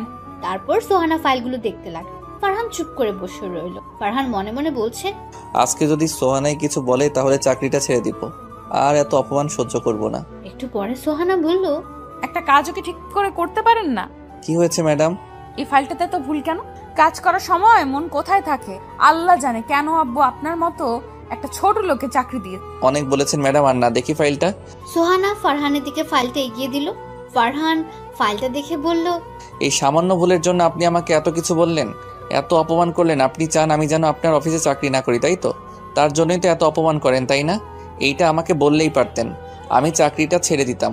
শুধু কেন আমাকে এত অপমান করলেন? কেন আমার বাবা মাকে এত গালি দিলেন? আমি আপনার অফিসের কর্মচারী, চাকর না। এই কথাগুলো বলে সেখান থেকে চলে আসলো। আর এতক্ষণ সোহানা ফারহানের কথাগুলো এক ধ্যান দিয়ে শুন, কিছুই বলছিল না। সোহানা হয়তো অনেক অবাক হয়েছে ওর মুখে এমন কথাগুলো শুনে। ফারহান সোহানার রুম থেকে বের হয়ে সোজা নিজের টেবিলে এসে একটা রিজাইন লেটার লেখে আবার সোহানার রুমে গেল। ফারহান এবার কোনো অনুমতি না নিয়ে সোজা ওর রুমে ঢুকে গেল। তারপর সোহানার সামনে রিজাইন লেটারটা দিয়ে বলল, ম্যাডাম, আজ থেকে আপনার অফিসের চাকরিটা আমি ছেড়ে দিলাম। এই লেটারে সাইন করে দিয়েন। তারপর সেখান থেকে সোজা বাসায় চলে আসলো। বাসায় এসে কলিং বেল দিতে মেঘলা এসে দরজা খুলে দিল। ফারহান সোজা ওর রুমে চলে গেল, গিয়ে ফ্রেশ হয়ে চলে আসলো ছাদে দাঁড়িয়ে আছে। এমন সময় মেঘলা এসে পাশে দাঁড়ালো আর বলল, কি রে, তোর কি হয়েছে? সোহানার কি আজকেও তোকে অপমান করছে? তোকে না বললাম চাকরিটা ছেড়ে দিতে? চাকরিটা আজকে ছেড়ে দিয়েছি। খুব ভালো করেছি। আচ্ছা বল, আমাদের অফিসে জয়েন করছিস? কালকে থেকেই করতে চাই। কালকে না, পরশু থেকে করিস। আর এই 2 দিন তোর কাজ হলো আমাকে নিয়ে ঘোরাঘুরি করা। অনেকদিন পরে দেশে এসেছি, এখনো ঘোরা হয়নি। বিকেলে তোর সাথে ঘুরতে যাব। আচ্ছা, বিকেলে রেডি হয়ে থাকিস। ঠিক আছে। তারপর দুজনে নিচে আসলো, এসে আম্মুকে বলল খাবার দিতে। আম্মু ওদের দুজনকে খাবার দিল। ফারহান আর মেঘলা খেয়ে চলে আসলো রুমে। এসে দুজনই গল্প করতে থাকলো। মেঘলা এক সময় বলল, শুনলাম তুই নাকি বিয়ে করেছিস। তো তোর বউ দেখতে কেমন? দেখতে মাশাআল্লাহ একটা পরীর মতো। কিন্তু কি? কিছু না। আমার কাছে বল, কিন্তু কি? আরে কিছু না। বুঝছি, আমাকে তুই বন্ধু ভাবিস না। আচ্ছা শোন তাহলে। ফারহান মেঘলাকে সব বলল, যদি মেঘলা কিছু করতে পারে। বল এখন আমি কি করব? এখন একটা কাজ কর, প্রতি রাতে সোহানাকে বলবি, সোহানায় আমি তোমাকে ভালোবেসে ফেলেছি, প্লিজ আমাকে ছেড়ে যেও না। তারপর মেঘলার সাথে অনেকক্ষণ গল্প করে ঘুরতে যাওয়ার জন্য রেডি হয়ে নিল।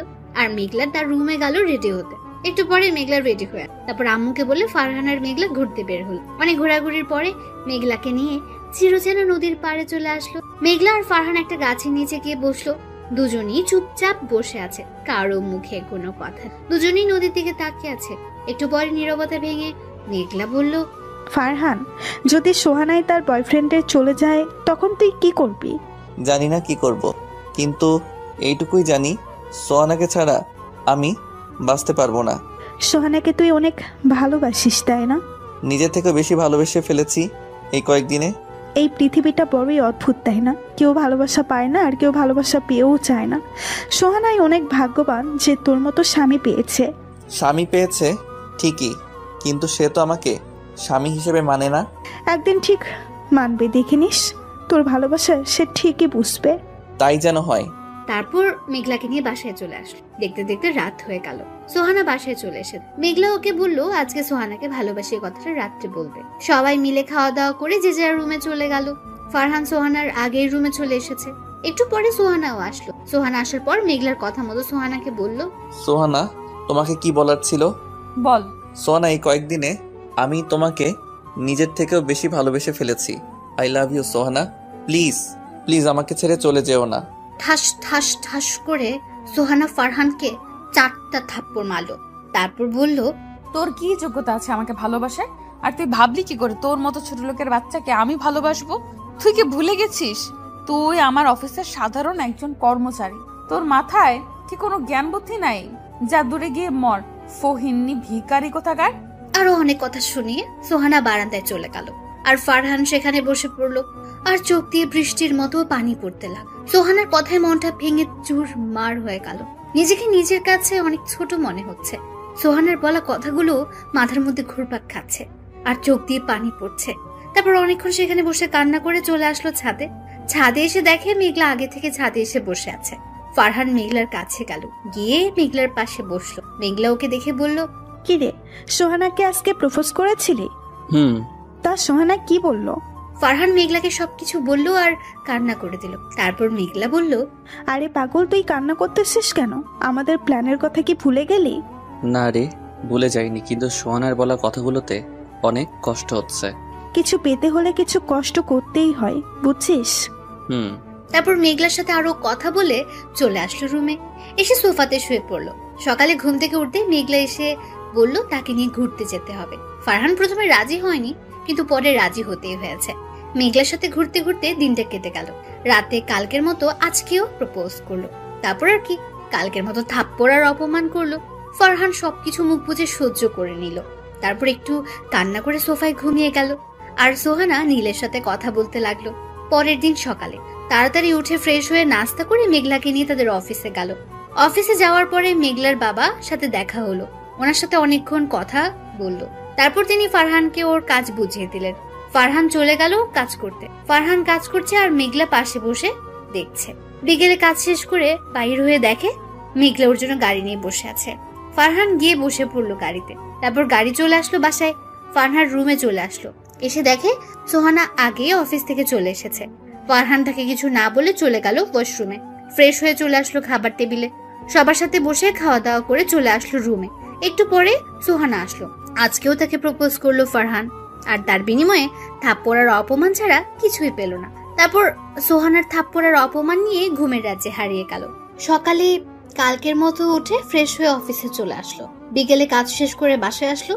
আজকে আর মেঘলার সাথে আসেনি, সে তার নিজের বাসায় চলে গেছে। প্রতি রাতের মতো আজকে সোহানাকে প্রপোজ। আজকেও সোহানা থাপ্পড় আর অপমান করে বারান্দাতে চলে গেল। আর সে একটু কান্না করে সোফায় শুয়ে পড়লো। এভাবে কাটতে থাকলো ফারহান আর সোহানার দিন। সোহানাকে ফারহান প্রতি রাতে করে, আর সোহানা থাপ্পড় আর অপমান। এখন আর আগের মতো কান্না করে না, কারণ এখন সোহানার থাপ্পড় আর অপমান সহ্য করার অভ্যাস হয়ে গেছে। দেখতে দেখতে চলে গেল 4টা মাস। এখনো সোহানা ফারহানের সাথে খারাপ ব্যবহার করে। এখনো প্রতি রাতে সোহানাকে প্রপোজ করে আর সোহানা থাপ্পড় আর নানান কথা শোনায়। আজকে অফিস থেকে আসার সময় মেঘলাকে বলল, মেঘলা সোহানাকে মনে হয় আমি পাবো না রে। কেন হঠাৎ এই কথা বলতেছিস কেন? দেখ, এই 4টা মাস ধরে আমি তাকে ভালোবাসার কথা বলতেছি, আর সে আমাকে থাপ্পড় আর অপমান করতেছে। এখন কি তোর মনে হয় সোহানাকে আমি পাবো? পাবি। আচ্ছা শোন, আজকে থেকে তুই আর সোহানাকে প্রপোজ করবি না, তার সাথে প্রয়োজন ছাড়া কোনো কথা বলবি না, আর সোহানাকে দেখিয়ে দেখিয়ে আমার সাথে প্রেম করার অভিনয় করবি, ঠিক আছে? এগুলো করলে দেখবি সব ঠিক হয়ে যাবে। তারপর মেঘলার সাথে আরো অনেক কথা বলে বাসায় চলে আসলো। এসে ফ্রেশ হয়ে নাস্তা করে চলে আসলো রুমে এসে দেখে সোহানা সোফাতে বসে আছে। সে গিয়ে বসলো।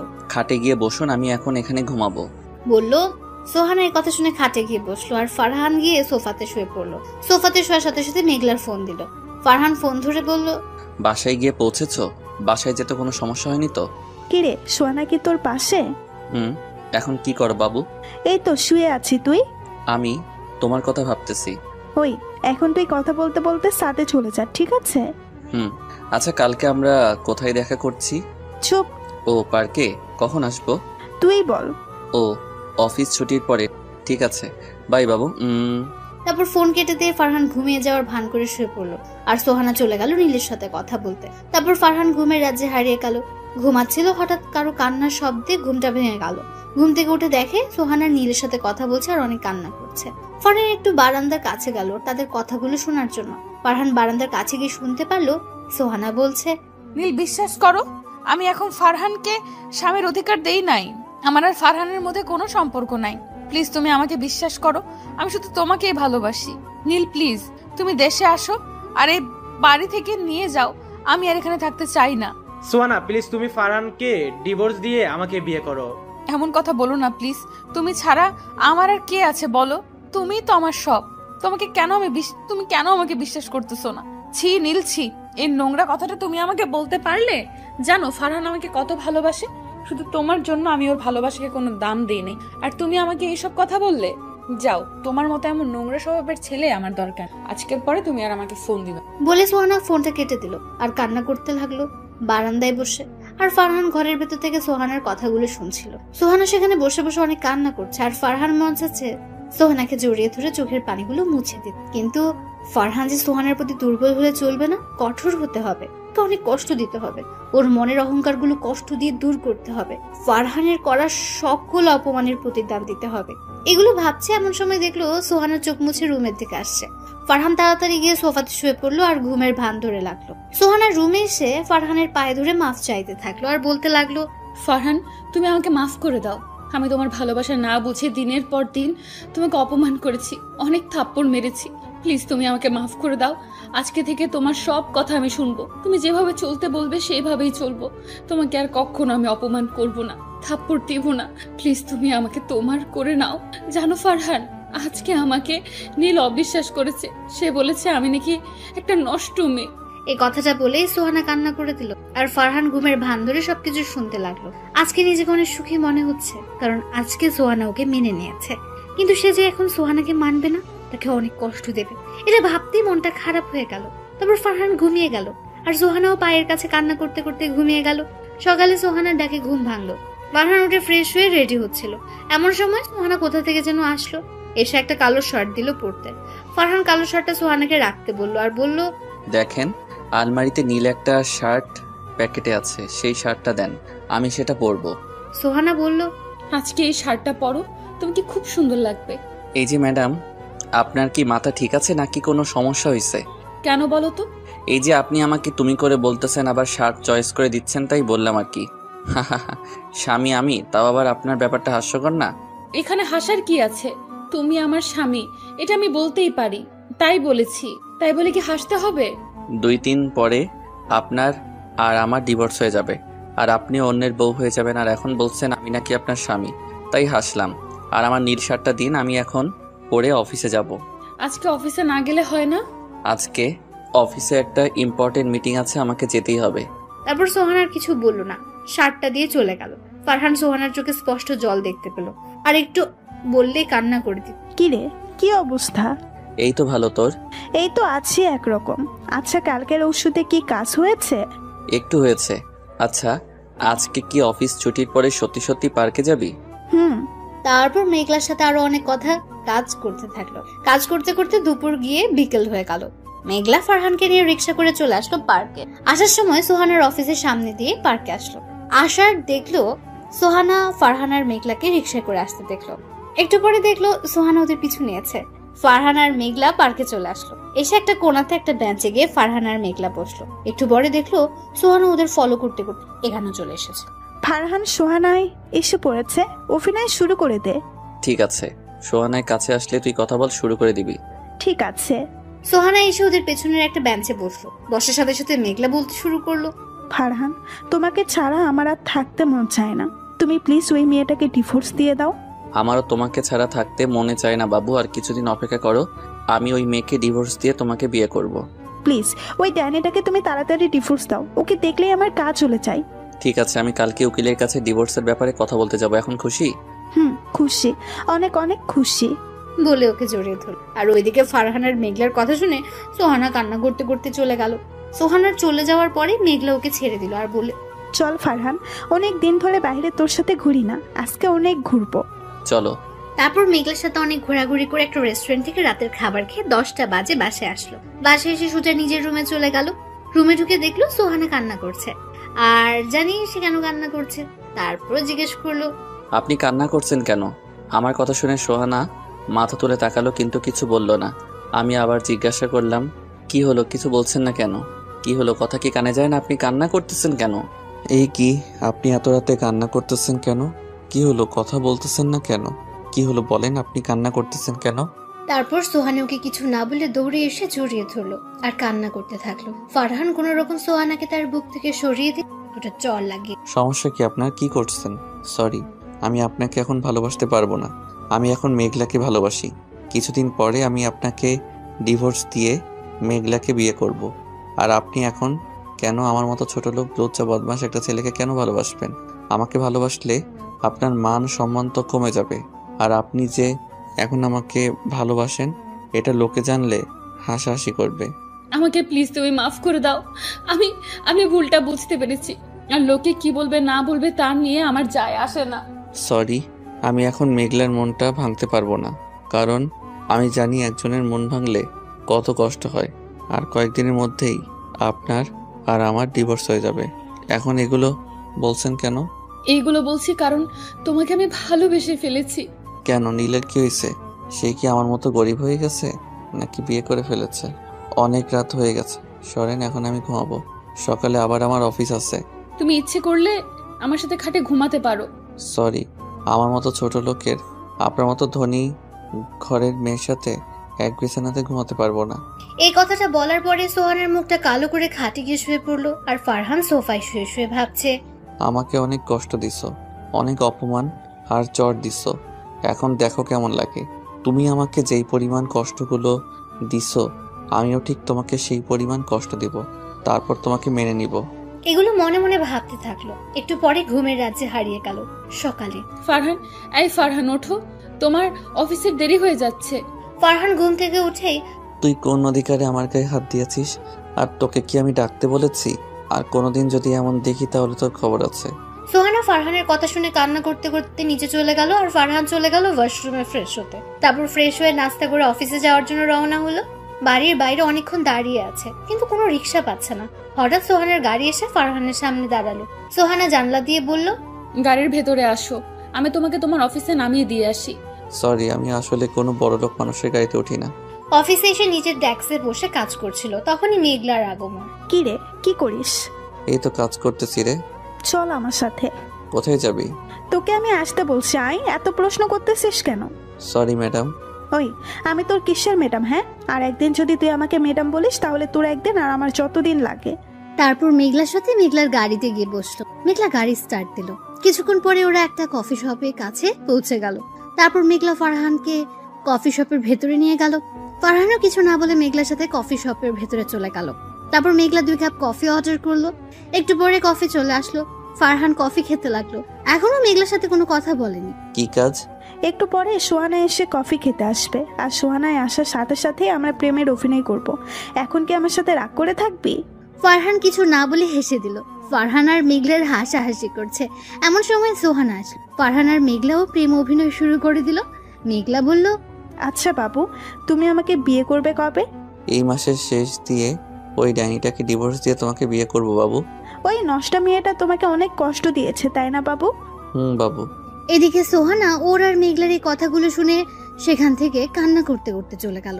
একটু পরে ফারহান আর মেঘলাও চলে আসলো। মেঘলা বলল সে নাকি মার্কেটে যাবে, তাই কফি শপ থেকে সোজা চলে আসলো মার্কেট। মেঘলার মার্কেট করতে করতে প্রায় 3 ঘন্টা লাগলো। আল্লাহ জানে মেয়েদের মার্কেট করতে এত সময় কেন লাগে। মার্কেট শেষ করে মেঘলাকে নিয়ে ঘুরতে থাকলো। তারপর রাতে একটা রেস্টুরেন্ট থেকে দুজন খাওয়া দাওয়া করে যে যার বাসায় চলে গেল। বাসায় এসে কলিং বেল দিতে সোহানা দরজা খুলে দিল। মনে হচ্ছে ওর জন্য দরজার পাশে বসে অপেক্ষা করছিল। ফারহান কিছু না বলে রুমে এসে ফ্রেশ হয়ে সোফায় শুয়ে পড়লো। একটু পরে সোহানা রুমে আসলো আর বলল, অফিস তো ছুটি হয়েছে সেই সন্ধ্যায়, তুমি এখন বাড়ি ফিরলে কেন? অবশ্যই আমাকে দিতে হবে। ঠাস ঠাস করে সোহানাকে দুটো থাপ্পড় দিয়ে বলল, শোন, আমি তোর কাছে কৈফিয়ত দিতে বাধ্য নই, আর কখনো আমার কাছে কোনো কিছুর কৈফিয়ত জানতে আসবি না। যদি আসিস তাহলে আজকের থেকে বেশি জোরে মাইর খাবি, কথাটা যেন মাথায় থাকে। আর তুই যে সময় অনেক দেরি করে বাসায় ফিরতি, তখন কি আমি তোর কাছ থেকে কৈফিয়ত চাইতাম? কখনোই চাইতাম না। সো তুইও আমার কাছে কোনো কৈফিয়ত চাবি না। আর মাকে বলিস আমি বাহির থেকে খেয়ে এসেছি। সোহানা মাথাটা ঝুলিয়ে হ্যাঁ বলল। তারপর ফারহান ঘুমিয়ে গেল। এভাবেই চলছিল দিনকাল। ফারহান সোহানাকে আগের থেকে আরো বেশি কষ্ট আর অপমান করে আর থাপ্পড়ও দেয়। দেখতে দেখতে 5 মাস 20 দিন শেষ হয়ে গেল, আর বাকি আছে মাত্র 10 দিন। ফারহান আর সোহানা ডিভোর্স হয়ে যাবে এরপর। এটা ভাবতে মনের মধ্যে ব্যথা অনুভব করতে থাকলো। মনে হচ্ছে কেউ ওর কলিজা আর মনের মাঝখানে হাতুড়ে দিয়ে পেটাচ্ছে। ভাবলো এই 10টা দিন সোহানাকে অনেক কষ্ট দেবে, তারপর সোহানাকে আপন করে নেবে। যেই ভাবনা সেই কাজ। আজকে মেঘলাকে বাড়িতে নিয়ে আসলো। ফারহান আর মেঘলা প্রেমের অভিনয় করবে তা দেখে সোহানা কষ্ট পাবে, তার জন্য মেঘলাকে বাড়িতে নিয়ে আসা। কারণ হলো কোনো মেয়ে তার স্বামীকে অন্য কোনো মেয়ের সাথে দেখতে পারবে না। তাই মেঘলাকে এই 10 দিনের জন্য বাড়িতে নিয়ে আসলো ফারহান। ফারহানের সাথে মেঘলাকে বাড়িতে ঢুকতে দেখে সোহানার মনটা খারাপ করে রুমে চলে গেল। ফারহান মেঘলাকে নিয়ে আম্মুর কাছে গেল আর বলল, আম্মু দেখো কে এসেছে। কে এসেছে রে? এটা বলার পরে মেঘলা ওর পেছন থেকে আম্মুর সামনে আসলো। মেঘলা আম্মুর সামনে যেতেই বলা শুরু করে দিল, কি রে মা, কেমন আছিস? ভালো আন্টি, তুমি কেমন আছো? আমিও ভালো আছি। তা তোর আব্বু কেমন আছে? তারা আসলো না কেন? তারাও ভালো আছে, আর তারা আজকে দেশের বাইরে যাচ্ছে 10 দিনের জন্য, তাই আসে না। ও, তুই তাহলে বস, আমি তোর জন্য কিছু খাবার নিয়ে আসি। আরে আন্টি, কিছু আনতে হবে না, আমি খেয়ে এসেছি এখানে। আম্মু শোনো। হ্যাঁ বল, শুনছি। আম্মু আঙ্কেল দেশের বাইরে যাবেন, তাই মেঘলাই আমাদের বাসাতে 10 দিন থাকবে। তা তো থাকবেই, তুই না বললেও আমি মেঘলাকে এই 10 দিনের জন্য এই বাসায় রেখে দিতাম। তারপর মেঘলা আর আম্মু কথা বলতে থাকলো। ফারহান চলে আসলো ওর রুমে। রুমে এসে দেখে সোহানা বিছনাতে শুয়ে ফুপিয়ে ফুপিয়ে কান্না করছে। সোহানাকে কান্না করতে দেখে ফারহানের অনেক কষ্ট হচ্ছিল। মনটা চাচ্ছিল সোহানাকে শক্ত করে জড়িয়ে ধরে ওর চোখের পানিগুলো মুছে দিতে। মন চাচ্ছিল সোহানাকে বুকে জড়িয়ে তার কপালে একটা ভালোবাসার পরশ এঁকে দিতে, কিন্তু এগুলো করলো না। ফারহান রুমে ঢুকে ধমক দিয়ে সোহানাকে বলল, কি হয়েছে, এমন ঢং করছেন কেন? মেঘলাকে তুমি কেন এই বাড়িতে নিয়ে এসেছো? আজ বাদে কাল আমি মেঘলাকে বিয়ে করব, তাই নিয়ে এসেছি। আচ্ছা, মেঘলাকে নিয়ে আসাতে তোমার কোনো সমস্যা হচ্ছে? সমস্যার কারণ হলো কোনো মেয়ে তার স্বামীকে অন্য মেয়ের সাথে দেখতে পারবে না। কে তোমার স্বামী? তুমি আমার স্বামী, আর আমি আমার স্বামীর ভাগ কাউকে দেব না। আমার মতো ছোট লোক, লুচ্চা লম্পট, যার স্বভাবের ঠিক নেই, সে তোমার স্বামী? তুমি কি আমাকে স্বামী হিসেবে মানতে পারবে? আমি তোমাকে স্বামী হিসেবে মানতে পারবো, আর আমার আগের কার্যকর্মের জন্য আমি দুঃখিত। প্লিজ তুমি আমাকে মাফ করে দাও আর আমাকে আপন করে নাও। সরি, এখন আমি আপনাকে স্ত্রী হিসেবে মানতে পারবো না। কি গ্যারান্টি আছে আপনি ভালোই নাকি খারাপই? বলা তো যায় না। বয়ফ্রেন্ডের সাথে কি না কি করছেন, এমনও তো হতে পারে যে আপনার চরিত্রের ঠিক নাই। ফারহান চুপ করো, আমি আর নিতে পারতেছি না। সত্যিটা সবারই শুনতে খারাপ লাগে, আপনারও লাগতেছে? প্লিজ ফারহান, তুমি আমাকে বিশ্বাস করো, একটা সুযোগ দাও আমাকে, প্লিজ একটি সুযোগ দাও। এ কি, আমার মতো একটা ছোট লোক চরিত্রহীন ছেলের পা আপনি কেন ধরছেন? প্লিজ ফারহান, এগুলো বলে আমাকে আর কষ্ট দিও না। আমি আমার ভুলটা বুঝতে পেরেছি, এখন তুমি আমাকে ক্ষমা করে দাও। আমি কাউকে ক্ষমা করতে পারবো না, আমি ক্ষমা করার মালিক না। ক্ষমা যদি চাইতেই হয় তাহলে আল্লাহর কাছে চান, আমার কাছে না। এটা বলে ফারহান সেখান থেকে চলে আসলো। যদি এখন না চলে আসতো তাহলে হয়তো এখনই সোহানাকে আপন করে নিতে হতো, কারণ সোহানার চোখের জল ফারহান সহ্য করতে পারে না। রুম থেকে বের হতে দেখে রুমে দরজার পাশে মেঘলা দাঁড়িয়ে আছে। ফারহান মেঘলাকে দেখে বলল, কিরে, তুই এখানে দাঁড়িয়ে আছিস কেন? তোকে ডাকতে এসেছিলাম, এসে দেখি তুই আর সোহানাই কথা বলতেছিস, তাই আর ভেতরে যাই নাই। আচ্ছা, এখন আমার সাথে আমার রুমে চল। তারপর মেঘলার সাথে রুমে গেল, গিয়ে ওর কাছে বসলো। ফারহান বসতে মেঘলা বলল, ফারহান অনেক কষ্ট দিয়েছিল সোহানাকে, এখন তো সোহানাকে মেনে নেওয়া উচিত। আমিও সেটাই ভাবতেছি, সোহানাকে মেনে নিব নাকি আরো কষ্ট দিব। অনেক তো কষ্ট দিলি, এবার মেয়েটাকে মেনে নে। সে তো তার ভুল বুঝতে পেরেছে। এই 10টা দিন কষ্ট দিয়ে নেই, তারপর মেনে নিব। তার আগে যদি মেঘলা কিছু করে বসে তখন কি করবি? বলা তো চায় না। সোহানা যেই পরিমাণের রাগী। মেঘলার মুখে এমন একটা কথা শুনে বুকের বাম পাশটা একটু কেঁপে উঠল। তারপর ভাবতে থাকলো যে আর সোহানাকে কষ্ট দেবে না, আর সোহানাকে অপমান করে কথায় কথায় সোহানের গায়েও হাত তুলবেন, সোহানাকে কালকে আপন করে নেবে। তারপর ফারহান মেঘলার রুম থেকে চলে আসলো নিজের রুমে, এসে দিল একটা ঘুম। সোহানার ডাকে ওর ঘুম ভাঙ। ঘুম থেকে উঠে দেখে সন্ধ্যা হয়ে গেছে, তাই ফ্রেশ হয়ে চলে আসলো ছাদে। ছাদে দাঁড়িয়ে আকাশের দিকে তাকিয়ে ভাবতে থাকলো, বাস্তবতাটা বড়ই অদ্ভুত। এতদিন সোহানার পিছনে আমি ঘুরেছি, কিন্তু সোহানা আমাকে কোনো পাত্তা দেয়নি। আর এখন সোহানাই আমার পিছনে ঘুরতেছে, আমি তাকে কোনো পাত্তা দিচ্ছি না। আগে সে আমার সাথে খারাপ ব্যবহার করত, আর এখন আমি তার সাথে খারাপ ব্যবহার করি। এগুলো ভাবছে এমন সময় সোহানা ছাদে এসে বলল, এই সময় তুমি ছাদে কি করছো? আকাশের তারাগুলো গুনতেছিলাম। আপনি এখন ছাদে এসেছেন কেন? তোমাকে খুঁজতে এসেছিলাম। আমাকে খুঁজছেন কেন জানতে পারি? রুমে একা একা ভালো লাগছিল না, তাই ভাবলাম তোমার সাথে গল্প করব, তাই তোমাকে খুঁজতেছিলাম। আমার মতো ছোট লোক চরিত্রহীন ছেলের সাথে আপনি কি গল্প করবেন? আর আমার মতো ছেলের তো বিশ্বাস নাই, সুযোগ পেলে আপনার ইজ্জতের উপরে হাত দিতে পারি। প্লিজ ফারহান, তুমি আমাকে মাফ করে দাও। আর আমি আমার আগের ব্যবহারের জন্য খুবই দুঃখিত, খুবই লজ্জিত। আপনাকে মাফ করব, কিন্তু আমার কিছু শর্ত আছে। যদি আপনি শর্তগুলো রাজি হন তাহলে আমি আপনাকে মেনে নিব। বলো ফারহান, কি শর্ত? আমি তোমার সব শর্ত মানতে রাজি আছি। আমার প্রথম শর্ত হলো 5 ওয়াক্ত নামাজ পড়তে হবে। দ্বিতীয় শর্ত হলো আমার বাবা মাকে নিজের বাবা মা মনে করে সেবা করতে হবে। তৃতীয় শর্ত হলো কোনো অহংকার আপনার মনে থাকতে পারবে না। আর চতুর্থ শর্ত হলো আমার অনুমতি ছাড়া কোনো পুরুষের সাথে কথা বলতে পারবেন না। এখন বলুন, আপনি কি আমার শর্তগুলো মানতে পারবেন? আমি তোমার সব শর্ত মানতে পারবো। তুমি আমাকে আপন করে নিবে তো? এই শর্তগুলো যদি ঠিকমতো পালন করতে পারেন তাহলে আমি আপনাকে মেনে নিব। ঠিক আছে, আমি তোমার সব শর্ত এখন থেকে মেনে চলবো। বলো, কতদিন এভাবে চললে তুমি আমাকে আপন করে নিবে?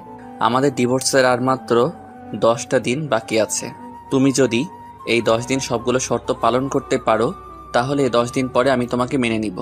আর যদি না মানতে পারো তাহলে 10 দিন পরে আমি তোমাকে ডিভোর্স দিয়ে দিব। ঠিক আছে, এই 10 দিন আমি তোমার সবগুলো শর্ত অক্ষরে অক্ষরে পালন করব। ঠিক আছে, এখন তাহলে আমি আসি। এটা বলে সেখান থেকে খাবার খাওয়ার জন্য টেবিলে চলে আসলো। তারপর সবাই মিলে একসাথে রাতের খাবারটা খেলো। তারপর যে যার রুমে চলে আসলো। রুমে এসে সোফাতে শুয়ে পড়বে, তখনই সোহানা বলল, আজকে থেকে কি আমার সাথে খাটে ঘুমানো যায় না? ফারহান সোহানার কথা শুনে তার দিকে তাকিয়ে দেখে চোখের কোণে পানি এসে আছে। না করলেই মনে হয় চোখ থেকে পানিগুলো পড়ে যাবে, তাই বলল, আপনার সাথে ঘুমাতে পারবো, কিন্তু একটা শর্ত আছে। আবার কি শর্ত?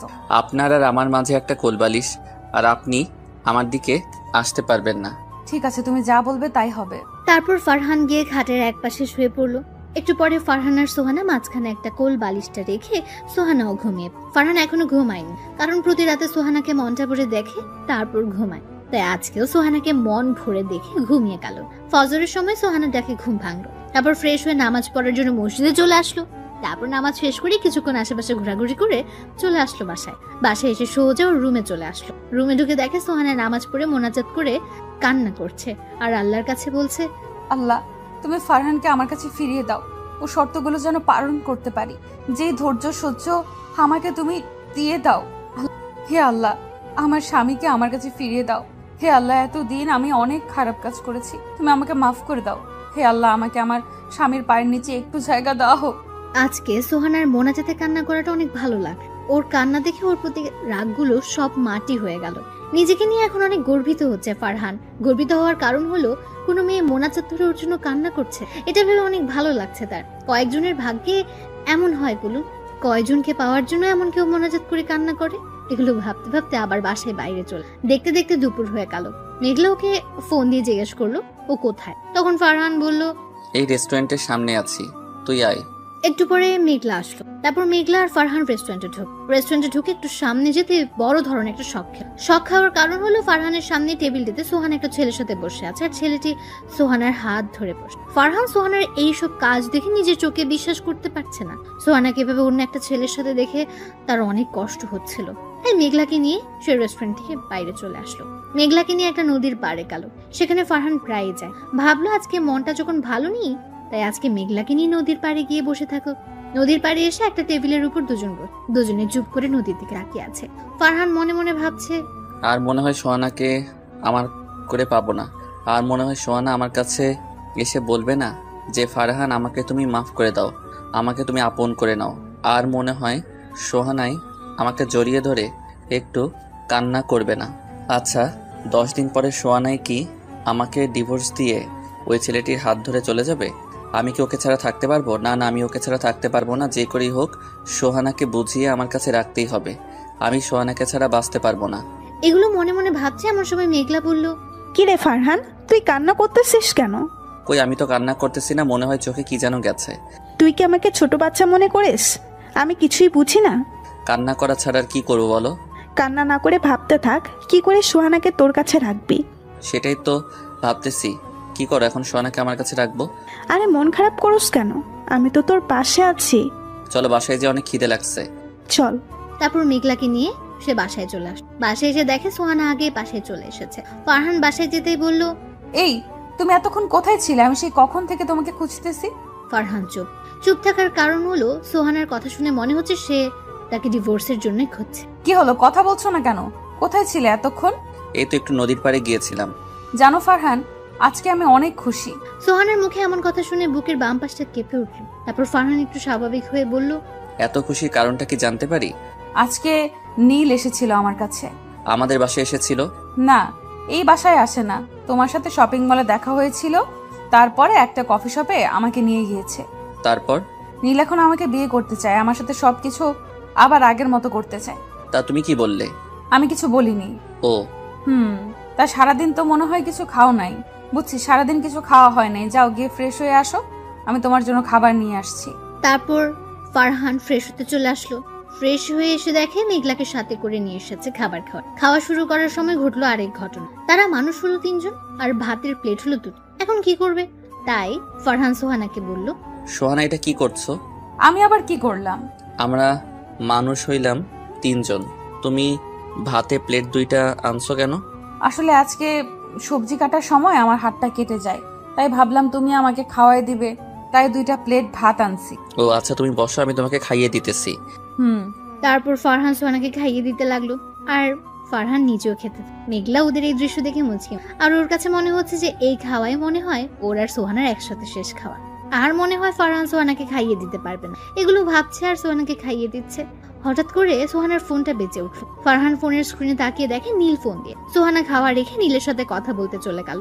ফারহান আর না খেয়ে হাতটা ধুয়ে চলে আসলো ছাদে। আর মেঘলা ওকে এমন ভাবে আসতে দেখে বুঝে ফেললো যে ওর মন খারাপ, তাই সেও আর না খেয়ে তার পেছন পেছন ছাদে চলে। ফারহান ছাদে এসে কান্না করে দিল। মেঘলা ওর কান্না করা দেখে ওর পাশে এসে বসল আর মাথায় হাত বুলিয়ে দিতে থাকলো। ফারহান কান্না করতেই থাকলো আর অন্যদিকে সোহানা নীলকে বলছে, সোহানা প্লিজ তুমি ফারহানকে ডিভোর্স দিয়ে আমাকে বিয়ে করো। ওই তোকে আমি ফোন দিতে মানা করছি না, তারপরও তুই আমাকে ফোন দিস কেন? আর তোর কথা আমি ফারহানের মতো একজন মানুষকে ডিভোর্স দিব তুই ভাবলি কি করে?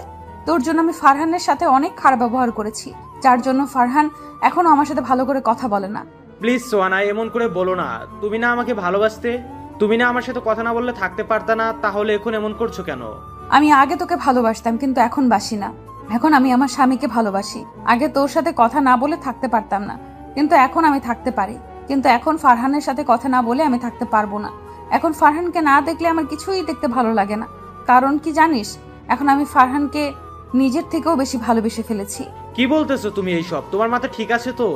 যা বলতেছি ঠিক বলতেছি। আর তোকে ভালোবেসে আমার মাথা নষ্ট হয়ে গেছিল, যার জন্য ফারহানের মতো ছেলেকে আমি স্বামীর অধিকার দেইনি। এখন আমার মাথা পুরোপুরি ঠিক আছে। এখন আমার কি হবে? প্লিজ তুমি এমন করো না। তুই জাহান্নামে যা, তাতে আমার কি? যখন আমাকে ছেড়ে গিয়েছিলি তখন কি তুই আমার কথা ভেবেছিলি? এখন কেন আমি তোর কথা ভাববো? এখন আমি শুধু আমার স্বামীর কথা ভাববো। আমার ভুল হয়ে গেছে, প্লিজ আমাকে মাফ করে দাও। তুই মাফ চাচ্ছিস কেন? তুই তো আমার কাছ থেকে ধন্যবাদ প্রাপ্ত। তুই যদি আমাকে না ছেড়ে যেতি তাহলে তো আমি কখনো ফারহানকে চিনতেই পারতাম না। এই কথা বলে সোহানা ফোন কেটে দিল। তারপর মোবাইল থেকে সিমটা বের করে ভেঙে ফেলে। সিম ভাঙার কারণ হলো যদি এই সিম সোহানা চালায় তাহলে নীল নানান নাম্বার দিয়ে সোহানাকে ফোন দিয়ে বিরক্ত, তাই সিমটাই ভেঙে ফেললো। আর অন্যদিকে ফারহান এখনো ছাদে বসে কান্না করছে, আর মেঘলা ওকে সান্ত্বনা দেওয়ার চেয়ে। ফারহান কান্না করতে করতে কখন যে জ্ঞান হারিয়ে ফেলেছে মনে। ফারহানের চুপ হয়ে যাওয়া দেখে মেঘলা ওকে ডাক দিল, কিন্তু কোনো সারা শব্দ পেল না। তাই মেঘলা একটু ধাক্কা দিল আর ফারহান পড়ে গেল। মেঘলা বুঝতে পারলো যে ফারহান কান্না করতে করতে জ্ঞান হারিয়ে, তাই সে ওকে রেখে সোহানাকে বলল, সোহানার আব্বু আম্মুকে বলল যে ফারহান ছাদে জ্ঞান হারিয়ে পড়ে আছে। তাই শুনে তারা ছাদে আসলো, তারপর ওকে ছাদ থেকে হাসপাতালে নিয়ে গেল। ফারহানের যখন জ্ঞান ফিরলো তখন দেখলো সোহানা ওর একটা হাত জড়িয়ে ধরে ঘুমিয়ে আছে। ফারহান ঘড়ির দিকে তাকিয়ে দেখে রাত 1টা বাজে। সোহানার দিকে ভালো করে তাকিয়ে বুঝতে পারলো অনেক কান্না। ফারহান সোহানার কপালে একটা ভালোবাসার পরশ এঁকে দিতেই সোহানার ঘুমটা ভেঙে গেল। সোহানা ঘুম ভাঙতে ওর দিকে তাকিয়ে দেখলো জ্ঞান ফিরে, তারপর ওকে অনেক শক্ত করে জড়িয়ে ধরল। ফারহানও সোহানাকে অনেক শক্ত করে ধরলো। সোহানা ওর বুকের মাঝে কান্না করে, ফারহানও আবার কান্না করে দিল। সোহানা কান্না করতে করতে ওর বুক বিছিয়ে, তারপর ফারহান সোহানাকে বলল, এই পাগলি এমন ভাবে কান্না করছো কেন? তোমার কি হয়েছিল? তুমি জ্ঞান হারিয়ে ফেলেছিলে কেন? তোমার কথা ভাবতে ভাবতে কখন যে জ্ঞান হারিয়ে ফেলেছি মনে নেই। আমি মেঘলার কাছে সব শুনেছি। তোমার আর মেঘলার মাঝে যে কোনো সম্পর্ক নেই তা মেঘলাই আমাকে বলেছে। ও, মেঘনাই তোমাকে বলে দিয়েছে? আচ্ছা সোহানা, তুমি আমাকে ছেড়ে নীলের সাথে চলে যাবে না তো? জানো তুমি চলে গেলে আমি মরেই যাব। না পাগল, আমি তোমাকে ছেড়ে কখনোই নীলের কাছে যাব না, আর কখনোই তুমি মরে যাওয়ার কথাও মুখে আনবে না, মনে থাকবে? তুমি আমাকে কখনো কষ্ট দিও না, তাহলে আমিও আর মরে যাওয়ার কথা মুখে আনবো না। ঠিক আছে পাগল। পাগলি। তারপরের দিন ওকে বাসায় আনা হলো। সারাদিন সোহানা ওর পাশেই ছিল। যখন ওর যা প্রয়োজন সব সোহানা এনে দিয়েছে। আজকে সোহানাকে পুরাই বউ বউ লাগছে। রাতে সোহানার ফারহান রুমে শুয়ে আছে। তখন সোহানা বলল, ফারহান, আমার না তোমার মতো একটা কিউট বেবি লাগবে। আমার মতো বেবি আনতে হলে তো তোমাকে অনেক কষ্ট করতে হবে। আমি কষ্ট করতে রাজি আছি। তাহলে বেবি আনার মিশন শুরু করা যাক।